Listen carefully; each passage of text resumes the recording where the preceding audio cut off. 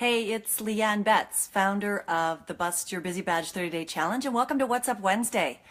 So, what's up this week? Well, this week, so many people are focusing on bad news. There's just too much focus on bad news, which we're finding out some of it is fake news, and it's just making us feel terrible. It's making us depressed, and it's affecting our well-being.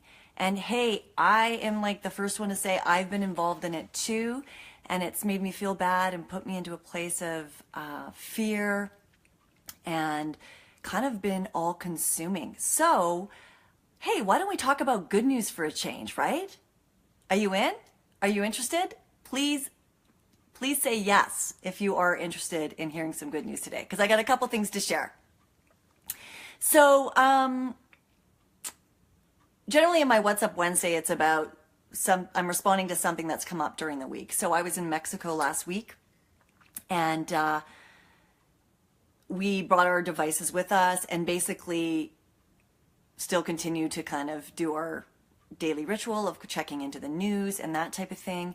And by day 3, we said, what are we doing? Because it was starting, the news that we were choosing to watch was starting to, spill into our conversations and starting to affect the downtime that we were having on our holiday. So my partner Grant and I just decided, hey, let's either avoid it altogether, or if one of us does read something, that we don't talk about it. So we made the conscious decision to do that. And interestingly enough, when I got home, I was talking to one of my best friends, and she was saying the same thing to me. She was like, man, I just have to put Facebook aside because it's making me way too depressed. So she made the choice to turn it off because there was so much focus on the bad. So I guess I wanted to say a couple things about that.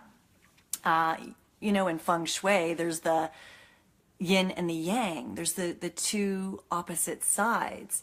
It's the law of polarity or duality, the pairs of opposites. So things like masculine and feminine, black and white, day and night, good and bad. And if we're only focusing on the bad news, there's got to be good news, right? Where is the good news? There's good and bad news, right? So let's focus on the good news. And I'm a firm believer of what we focus on expands. And, if we're constantly looking for evidence of terrible things that are happening, we're going to continue to find them. And the opposite is true about good news. So it made me curious about looking into good news, because I've never really done that on social media and on the internet. So what I basically did is I went into Facebook and I just punched in good news, and I found a whole bunch of different groups. I don't know who just joined, but hello, thanks for the thumbs up.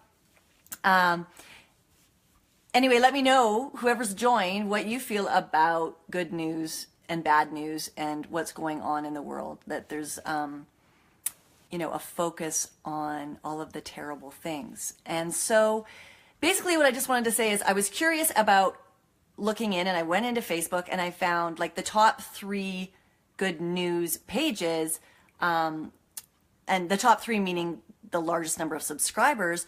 I subscribed to them, and so I checked them out. So I got them written here: Good News Network, HuffPost, Good News, and Hooplaha, which I thought was a super cute name. And I kind of perused them, and I saw some of the good news stories, and some of the stories were ones that I was already aware of. But I'm making a conscious choice to subscribe to those. So it might be something you want to do.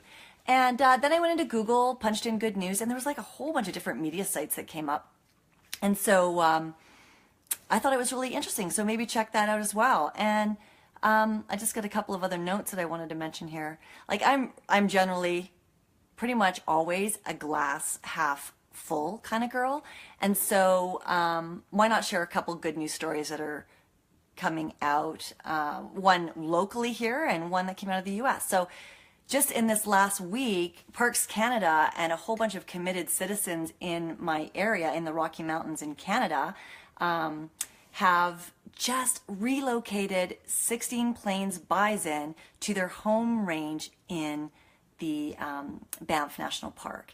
And this is like just a super huge big deal because they haven't been there to roam in over 140 years. And they're known as this keystone species. And what that means is that many other species rely on them to have a balanced ecosystem. So it's super cool. So total thumbs up to Parks Canada and all those people, those citizens that got together to make that happen, because now we have the bison roaming again. So woohoo, love it.